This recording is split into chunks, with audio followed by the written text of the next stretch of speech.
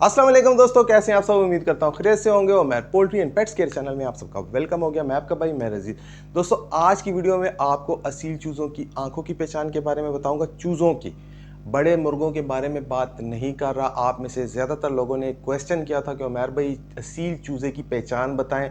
अक्सर हम लोग क्या करते हैं कि एक चूज़ा मंडी से ख़रीद के लाते हैं, लेकिन जब 6-7 महीने के बाद वो बड़ा होता है तो वो कुछ और चीज़ निकल आता है। ना वो असील होता है ना वो देसी मुर्गा होता है, बस बीच की कुछ चीज़ निकल आती है। तो आज आपको असील चूज़े की मुकम्मल मालूमात दूंगा कि अगर आप लोगों ने असील चूज़ा ख़रीदना है तो आपने किन किन चीज़ों का ख्याल रखना होता है। उसके बाद वाइट आइस वाला या येलो आइस वाला चूज़ा आपने ख़रीदना है तो उसकी किन किन पॉइंट्स को आपने देखना है जिससे आपको वाइट आइस वाला चूज़ा मिल जाएगा। क्योंकि अक्सर मुझे ये रिपोर्ट मिलती है कि आप लोगों के साथ धोखा हो जाता है और आप लोगों को वाइट आइस की जगह जो है पीली आंख या फिर खट्टी आंख दे दी जाती है। फिर जब वो चूज़ा बड़ा होता है तो फिर वो किसी काम का नहीं होता और फिर आप कहते हो यार ये तो हमारे साथ मसला हो गया, हमें सही चीज़ मिली नहीं है।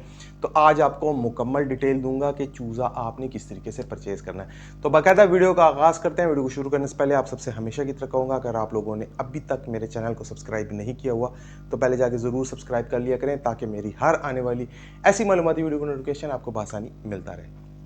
तो अक्सर क्या होता है कि आप लोग जब मंडी में जाते हैं तो आप लोगों का यही ध्यान होता है कि अगर आपको बड़ा मुर्गा महंगा मिल रहा है तो आप चूज़ा ले लें। कुछ लोग अंडे भी ले लेते हैं, लेकिन उसमें ज़्यादातर क्या होता है गोल्डन मिश्री निकल आते हैं, जो कि एक बहुत बड़ा नुकसान आप लोगों को हो जाता है। आप लोगों के 21 दिन वो भी ज़ाया हो जाते हैं, फिर उसके बाद आप लोगों के 6 महीने और भी ज़ाया हो जाते हैं। जब वो बड़ा हो जाता है तो वो फिर 2 रुपये का भी नहीं होता, फिर आप लोगों को नुकसान होता है। तो अब करना क्या है आप लोगों को बताता हूँ कि जब भी आपने चूज़ा परचेज़ करना है तो इस एज में जो आपको चूज़ा दिखा रहा हूँ, इस एज में आपने चूज़ा ऐसे बंदे से हरगिज़ परचेज नहीं करना जिसे आप जानते नहीं हैं। जैसे कि आप लोग किसी मंडी में चले गए या किसी दुकान के बाहर कोई बंदा लेकर खड़ा हुआ और वो आपको कस्में दे रहा हो कि भाई ये असील चूज़ा है और ये ओरिजिनल है और इसमें ये है और इसमें वो है, तो वो जब बड़ा होता है तो अक्सर वो सही चीज़ नहीं होती। तो इतना छोटा चूज़ा आपने कभी भी हरगिज़ परचेज नहीं करना। अक्सर लोग क्या होते हैं कि बड़े मुर्गों के लिए और छोटे चूज़ों के लिए मार्केट में फिर होते हैं। तो ये मैं आपको पहले भी अपनी वीडियोस में बता चुका हूँ कि बड़ा मुर्गा सस्ता मिलता है, दरमियाने साइज़ का जो पट्ठा होता है, जो ना चूज़ा होता है ना मुर्गा होता है, वो हमेशा महंगे होते हैं क्योंकि उनका लाइफ साइकिल पूरा होता है। वो जब बड़े होते हैं तो उससे आप कुछ भी बना सकते हैं, आप गेम बर्ड भी बना सकते हैं, फिर आप उसे ब्रीडर भी बना सकते हैं। लेकिन जो पक्की उम्र के मुर्गे होते हैं अक्सर वो आप लोगों के ब्रीडर होते हैं। सबसे मेन चीज़ आपको जो बताता चलूँ कि पट्ठे में और ब्रीडर में क्या फ़र्क होता है। ब्रीडर की टांगें मोटी मोटी होती हैं और कील भी मोटे मोटे होते हैं। इसका मतलब होता है कि इस मुर्गे ने अपना वक्त पूरा कर लिया है, अब या तो उससे आप ब्रीडर बनाएंगे अगर वो अच्छा ब्रीडर बन सका तो। अच्छा ब्रीडर कैसे बनता है आई बटन में आपको बता दूंगा। अच्छे ब्रीडर कैसे होते हैं उसके बारे में मैंने बेशुमार वीडियो बनाया है, चैनल पे जाके आप देख लीजिएगा। उसके अलावा अब आपको बताता हूँ कि जो पट्ठे होते हैं, पट्ठों की टांगें पतली पतली होती हैं और उसके कील भी बिल्कुल पतले पतले जैसे दाना होता है इस तरीके का होता है। और अगर कील बड़ा भी है तो बड़ा कील बिल्कुल बारीक सा होगा जैसे कि पेंसिल की नोक होती है, इस तरीके से पतला सा उसका कील होगा। ज़्यादा मोटा भी नहीं होगा और ज़्यादा छोटा भी नहीं होगा। फिर वक्त चलते जिस जिस तरह से वो बड़ा होता जाएगा उसकी टांगें भी मोटी होती जाएंगी और कील भी मोटे होते जाएंगे। तो उम्मीद है आपको इस चीज़ के बारे में समझ आ गई होगी कि एक पक्के मुर्गे में और एक पट्ठे में क्या फ़र्क होगा। रेट में दोनों के फ़र्क होता है। पट्ठा अगर आपको 10,000 का मिलेगा तो उसी का जो बाप होगा आपको वो 6-7 हज़ार रुपये में भी मिल जाएगा। क्वालिटी पे डिपेंड करता है, इसमें 1 लाख का भी होता है, 1.5 लाख का भी होता है। क्वालिटी की बात होती है।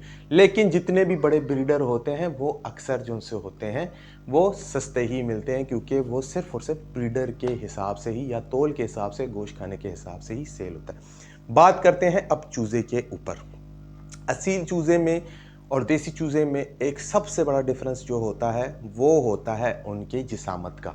असील चूज़े का जो जिस्म होता है वो सख्त होता है और उसके अलावा वो थोड़ा सा वज़नी होता है। लेकिन उसकी निस्बत जो देसी होता है, शक्ल में दोनों एक ही जैसे लगते हैं लेकिन बहुत ज़्यादा फ़र्क होता है। जब आप उन दोनों को ऐसे उठाते हैं, एक के ऊपर बहुत ज़्यादा बाल होते हैं, बिल्कुल भरा होता है बालों से। और ये आपने हमेशा याद रखना है, चूज़ा आपने 45 दिन से नीचे कभी भी नहीं खरीदना। 45 दिन का चूज़ा आपको बताएगा कि वो बड़ा होके क्या बनेगा। दूसरी चीज़ आपको ये बताता चलूँ कि असील चूज़ा जो सा होता है वो गंजा होता है, उसके ऊपर ज़्यादा बाल नहीं होते। या तो प्रॉपर गंजा होता है या फिर ये होता है कि थोड़े थोड़े उसके बाल होते हैं, दुम उसकी कम सी निकली हुई होती है, गर्दन पे तो बिल्कुल ही बाल नहीं होते, छोटे छोटे से उसके निशान होते हैं। यहाँ तस्वीरों में भी आपको दिखा रहा हूँ, इसी तरीके से जो होता है असील चूज़ा होता है, लेकिन जिसामत उसकी पक्की पक्की होती है और उसके जोड़ और उसकी मजबूती आपको बता रही होती है कि ये बड़ा होकर एक अच्छा असील बनेगा।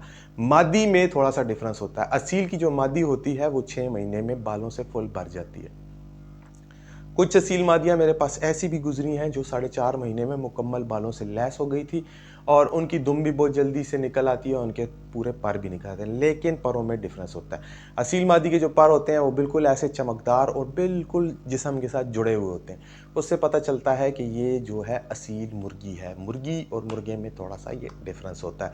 आपको मुर्गी और मुर्गे के छोटे चूजे के बारे में भी मैं बता चुका हूँ, मेरे चैनल के ऊपर वीडियो अवेलेबल है, आप वो भी देख सकते हैं। बहुत ज़्यादा आसान है, या तो आप उसको परों से उठा लेंगे, दोनों टांगे मुर्गी की जो है वो उठी हुई होती हैं, मुर्गे की लटकी हुई होती हैं। ये आम पहचान है। उसके अलावा आवाज़ की पहचान होती है। चूज़ा जूसा होता है वो ज़रा मोटी आवाज़ वाला होता है और जो चूज़ी होती है वो बहुत पतली आवाज़ वाली होती है, चुर चुर करती रहती है। उसके अलावा सर जो है वो मोटा होता है। असील मुर्गे का जो चूज़ा होता है उसका सर मोटा होता है और मुर्गी का पतला और लंबा सा सर होता है। ये अहम निशानियां हैं जो कि नर मादी के बारे में बताई जाती हैं। चूँकि हम बात करते हैं असील मुर्गों के या चूज़ों के ऊपर, तो अब आ जाते हैं आँखों के ऊपर।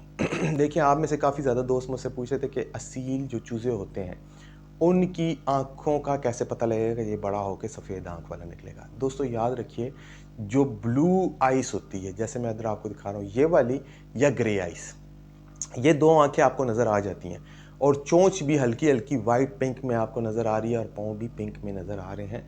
तो ऐसे जो चूज़े होंगे उनकी आँखें 100% वाइट निकलती हैं। ये मेरा ज़ाती तजुर्बा है, इधर-उधर से उठाई हुई बात नहीं है। उसके बाद जो ऑफ वाइट कलर की टाँगें होती हैं उसमें भी अक्सर सफ़ेद आँखों वाले चूज़े निकल आते हैं, लेकिन बड़े होके जब वो पक्के होते हैं तो उनकी आँखें ऑफ वाइट होती हैं। दूसरे नंबर पे मैं जिस आँख को रखता हूँ वो ऑफ वाइट कलर की आँख होती है। ऑफ वाइट का मतलब क्रीमी कलर की होती है। अब बात आ जाएगी कि जो बिल्कुल मल्टाई रंग की टाँगें होती हैं, जैसे कि ऑरेंज टाइप की, येलो, बहुत ज़्यादा डार्क येलो कलर की, जो आम जैसा कलर होता है, ऐसी अगर टाँगें आपको चूज़े की नज़र आती हैं और चोंच का कलर कुछ और तरह का नज़र आता है और आँख ऑरेंज कलर की, तो ये कभी भी वाइट आइस नहीं होगा और ना ही अपनी आँखों का कलर बदलाएगा। हाँ, अगर पीली आँख है तो उसके अंदर डोरे आ सकते हैं, यानी कि बहुत तेज़ मिजाज मुर्गा आपका बनेगा, लेकिन आप लोगों का जो असील चूज़ा है वो इस तरीके का नहीं होगा जिस तरह के सफ़ेद और ऑफ वाइट आँखों वाला बनेगा। तो आज मैंने आपको सफ़ेद आँखों की बहुत अहम निशानी बता दी है। ये निशानी आपको बड़े-बड़े उस्ताद भी नहीं बताने वाले। तो उम्मीद करता हूँ आज की वीडियो आप लोगों को पसंद आ गई होगी। सब पसंद आई है तो दोस्तों के साथ लाज़मी शेयर कीजिएगा। मिलूँगा एक नई वीडियो के साथ, तब तक के लिए भाई को इजाज़त दीजिए। अल्लाह हाफ़िज़।